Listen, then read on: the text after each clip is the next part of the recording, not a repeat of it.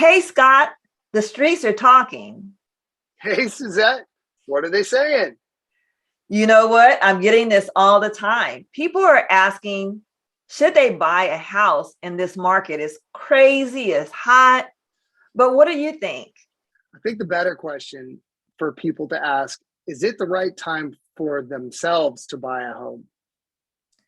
You know what? That makes sense. Let's get into it. Welcome to Real Estate Made Simple with Suzette and Scott. This is our first episode, you guys, so please bear with us.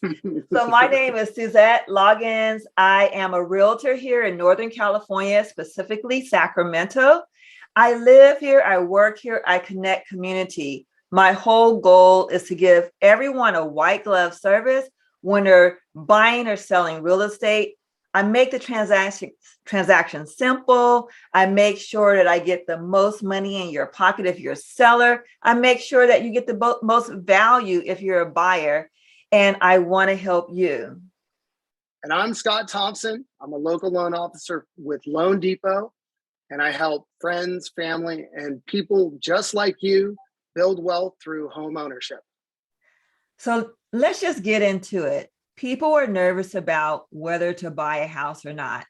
So as a realtor, I do seller consultations and also buyer consultations.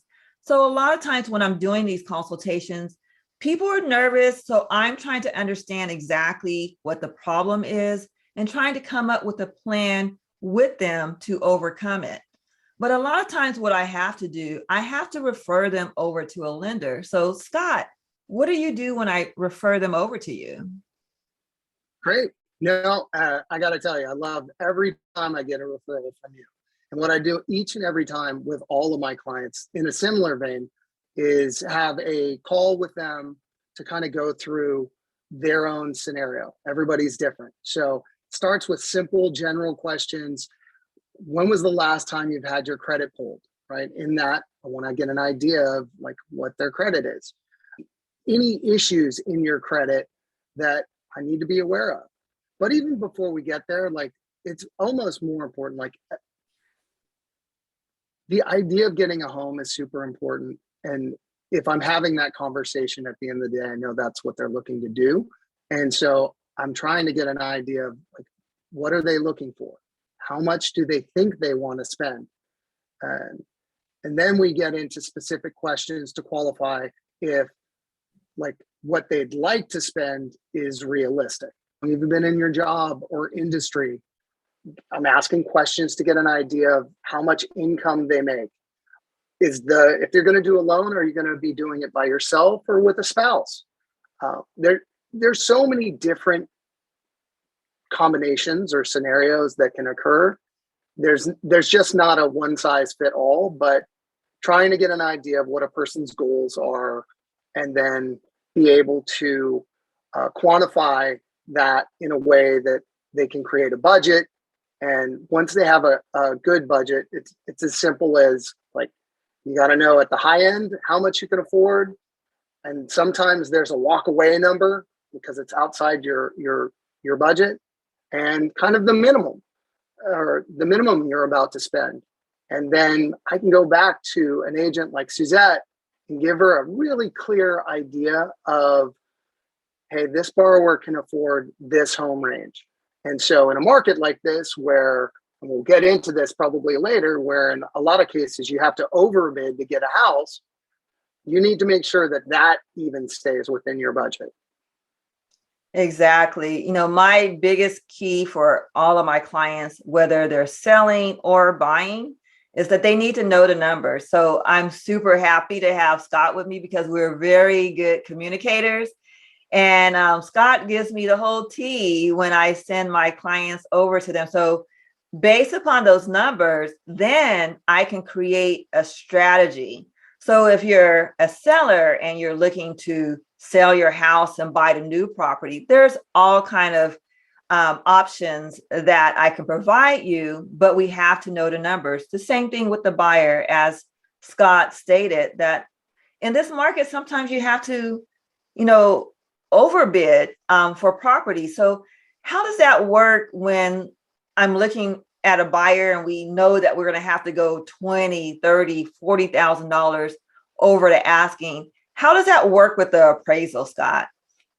It's a great question. And, as whenever you're trying to figure out if a home is going to appraise, there's a lot of different ways, but getting the comps in the area, which is just comparable homes that have sold fairly recently, to give you an idea of if in fact a home is going to appraise.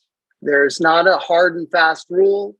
Appraisers are people just like you and I, and there's a subjective nature to the business. But I think because in California, home values have consistently been going up year over year, as long as the asking price is within that range of homes, like I said, that have sold recently in the particular market, there's a really good chance that it's going to make the appraisal.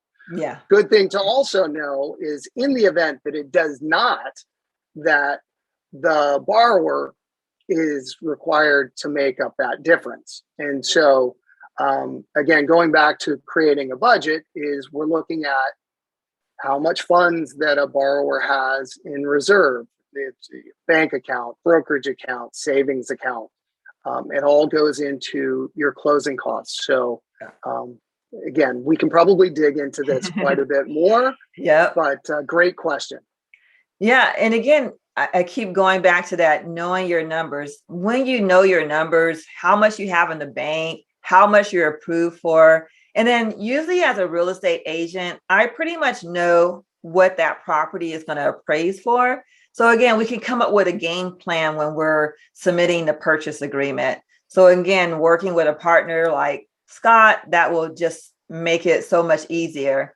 But we're going to get back to, like, should you buy a house right now in this crazy market? And it is crazy, you guys, but I want to go ahead and tag team with Scott about what both of our goals are.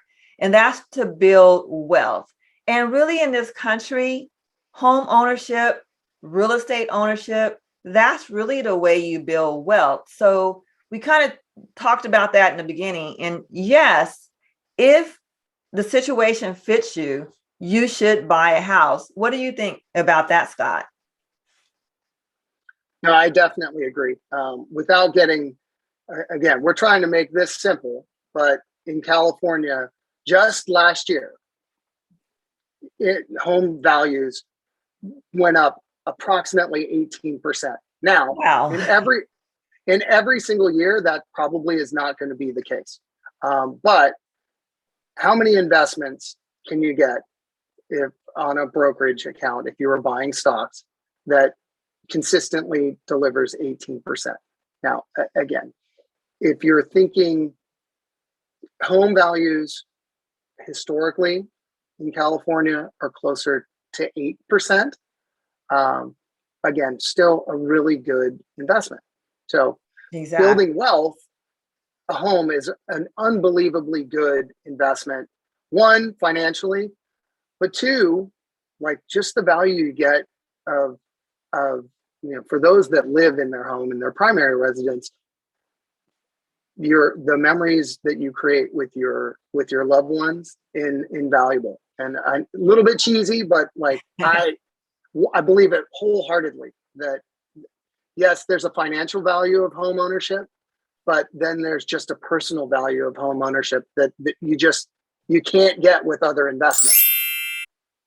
Exactly. So I want to remind everyone about this platform. It's Real Estate Made Simple with Suzette and Scott. So please make sure that you subscribe, you ring that notification bell. We're going to come to you with valuable information every single week.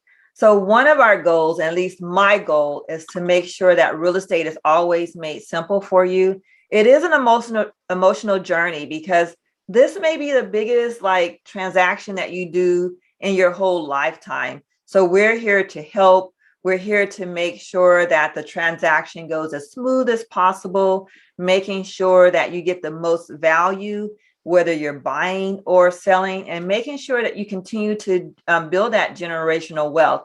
I actually just recently had a client not too long ago that was super nervous about buying a house, but they got into it and it's like they're so overjoyed. Again, to Scott's point, their kids go to a good school. All the kids have their own room, and it's way better than living in an apartment. Now, if you have to live in an apartment for a while until you get to the next step, that is okay, but contact myself, and then I will definitely refer you over to Scott so we can put a plan in place to get you into the home. Hey, Scott, anything else you want to add to this? No, I think, for those of you who've stuck with us to the end, we'd love to get your comments. We are more than happy to take your suggestions on, like, what do you want to know? If it's a lender question or a real estate question, put it in the comments, and we'll create some content and answer your questions. So we're going to have more information down below in this description. And this is our first time. So you know what? We're going to get better as we go. I'm super happy to team up with Scott, and it's just only going to get better. We're here for you guys. Don't forget to subscribe. Talk to you soon. Bye. Bye.